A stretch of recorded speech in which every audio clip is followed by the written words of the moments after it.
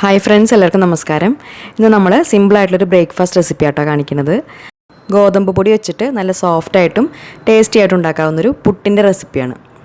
ഈ ഒരു പുട്ടിൻ്റെ പ്രത്യേകത എന്ന് പറയുമ്പോൾ അതിൻ്റെ കൂടെ കഴിക്കാൻ പ്രത്യേകിച്ച് കറികളൊന്നും വേണ്ട, ഇങ്ങനെ തന്നെ കഴിക്കാൻ ഇത് നല്ല ടേസ്റ്റാണ്. അപ്പോൾ ഇതെങ്ങനെ ചെയ്യാൻ നോക്കാം. അപ്പോൾ ഇതിന് വേണ്ടിയിട്ട് നമ്മൾ 1.5 കപ്പ് ഗോതമ്പ് പൊടിയായിട്ടാണ് എടുത്തിരിക്കുന്നത്. ഏത് ബ്രാൻഡ് പൊടി വേണമെങ്കിലും എടുക്കാം. ഇനി ആദ്യം അതിലേക്ക് നമുക്ക് ആവശ്യത്തിനുള്ള ഉപ്പ് ചേർത്ത് കൊടുക്കാം.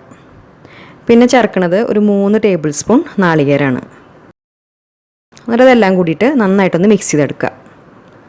ഉപ്പ് പൊടിയുടെ എല്ലാ ഭാഗത്തേക്കും നന്നായിട്ട് എത്തുന്ന രീതിയിൽ നല്ലോണം മിക്സ് ചെയ്തെടുക്കുക. ഇപ്പോൾ പൊടി നമ്മൾ ഇതുപോലെ നന്നായിട്ട് മിക്സാക്കി എടുത്തിട്ടുണ്ട്. ഇനി നമുക്കത് കുഴച്ചെടുക്കാം. അപ്പോൾ കുഴച്ചെടുക്കാൻ വേണ്ടിയിട്ട് നമ്മൾ മിക്സിയുടെ ചെറിയ ജാറാണ് എടുത്തിട്ടുള്ളത്. മിക്സിയിൽ ചെയ്യുമ്പോൾ നമുക്കത് കട്ടകളൊന്നും ഇല്ലാത്ത രീതിയിൽ നന്നായിട്ട് തന്നെ കുഴച്ചെടുക്കാൻ പറ്റും. അപ്പോൾ മിക്സി ജാർ നമ്മളിതിന് വേണ്ടി എടുക്കുമ്പോൾ ജാറിൽ വെള്ളത്തിൻ്റെ അംശമൊക്കെ ഉണ്ടെങ്കിൽ അത് നന്നായിട്ട് തുടച്ച് ഡ്രൈ ആക്കിയതിന് ശേഷം മാത്രം എടുത്താൽ മതി. എന്നിട്ട് നമുക്കതിലേക്ക് മിക്സ് ചെയ്ത് വെച്ചിട്ടുള്ള ഈ പൊടി ഒരു 2 പ്രാവശ്യമായിട്ട് ഇട്ട് കൊടുത്തിട്ട് കുഴച്ചെടുക്കാം. എല്ലാം കൂടിയിട്ട് ഒരുമിച്ച് ഇട്ട് കൊടുത്തിട്ട് ചെയ്യുകയാണെങ്കിൽ പൊടി ശരിക്കും അങ്ങോട്ട് മിക്സ് ആവാതെ കട്ടയായി മാറും. ഇനി ഇത് നനച്ചെടുക്കാൻ വേണ്ടിയിട്ട് നമ്മൾ വെള്ളമല്ല ചേർത്ത് കൊടുക്കുന്നത്. അതിന് പകരം ഇതുപോലെ നന്നായിട്ട് പഴുത്തിട്ടുള്ള കുറച്ച് മാങ്ങാ കഷ്ണങ്ങളാണ്. മാങ്ങാ കഷ്ണങ്ങളുടെ ആ ഒരു നനവിലാണ് നമ്മളിത് കുഴച്ചെടുക്കുന്നത്. മാങ്ങ ചേർത്തിട്ട് കുഴയ്ക്കുമ്പോൾ നല്ലൊരു സോഫ്റ്റ്നെസ്സും അതുപോലെ പുട്ടിന് മാങ്ങയുടെ നല്ലൊരു ഫ്ലേവറും ഉണ്ടാവും.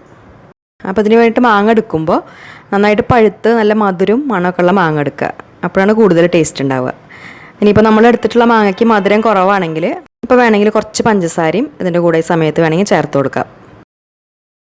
അപ്പോൾ ആദ്യം അതുപോലെ ഒരു 4-5 പീസ് മാങ്ങ ഇട്ട് കൊടുക്കുക. എന്നിട്ട് മിക്സി നമ്മൾ സാധാരണ അരയ്ക്കണ പോലെ അരച്ചെടുക്കരുത്. പൾസ് ബട്ടൺ ഉണ്ടാവുമല്ലോ മിക്സിയുടെ, അത് പ്രസ് ചെയ്തിട്ട് ജസ്റ്റ് ഒന്ന് കറക്കി എടുക്കാനേ പാടുള്ളൂ. 2-3 പ്രാവശ്യം നന്നായിട്ടൊന്ന് കറക്കി എടുക്കുമ്പോഴേക്കും ആ മാങ്ങ നന്നായിട്ട് അരഞ്ഞിട്ട് പൊടിയിൽ നന്നായിട്ട് മിക്സായി വരും. കണ്ടില്ലേ, ഈ ഒരു പരുവത്തിൽ കിട്ടും. ഇനിയിപ്പോൾ നമ്മളിത് ചെയ്യുന്ന സമയത്ത് പൊടി ഒരുപാട് അങ്ങോട്ട് കട്ടയായിട്ടുണ്ടെങ്കിൽ അതിൽ നമ്മൾ ചേർത്തിട്ടുള്ള മാങ്ങയുടെ അളവ് കൂടുതലാണെന്നാണ് അർത്ഥം. അപ്പോൾ കുറച്ചും കൂടി പൊടി ചേർത്തിട്ട് ഒന്നും കൂടി ഒന്ന് കറക്കിയെടുക്കുക.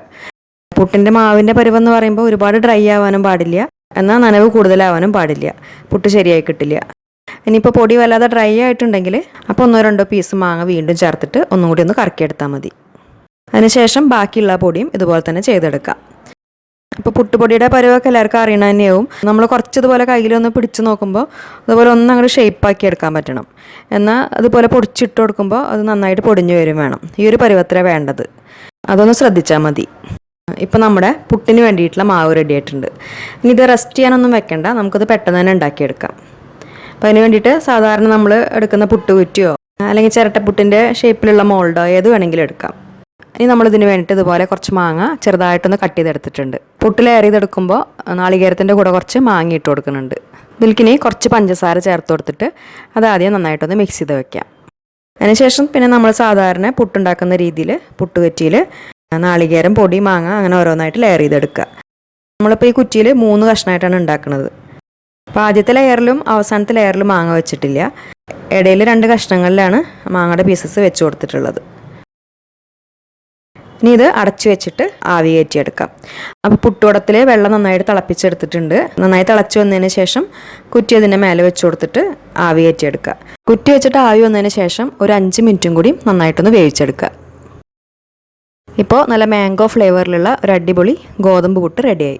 അതിൻ്റെ കൂടെ കഴിക്കാൻ പ്രത്യേകിച്ച് കറികളിലൊന്നും ആവശ്യമില്ല. മാങ്ങ കഷ്ണങ്ങളുണ്ടെങ്കിൽ അത് തന്നെ കൂട്ടി കഴിച്ചാൽ മതി.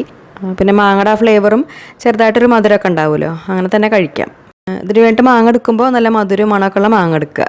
മാങ്ങയ്ക്ക് മധുരം കുറവാണെങ്കിൽ നമ്മൾ നേരത്തെ പറഞ്ഞതുപോലെ മിക്സിയിൽ അടിച്ചെടുക്കുമ്പോൾ കുറച്ച് പഞ്ചസാരയും കൂടി ചേർത്തിട്ട് അടിച്ചെടുക്കുക. കുറച്ച് മധുരത്തോടു കൂടി കഴിക്കുമ്പോൾ തന്നെയാണ് അത് ടേസ്റ്റ് ഉണ്ടാവുള്ളൂ.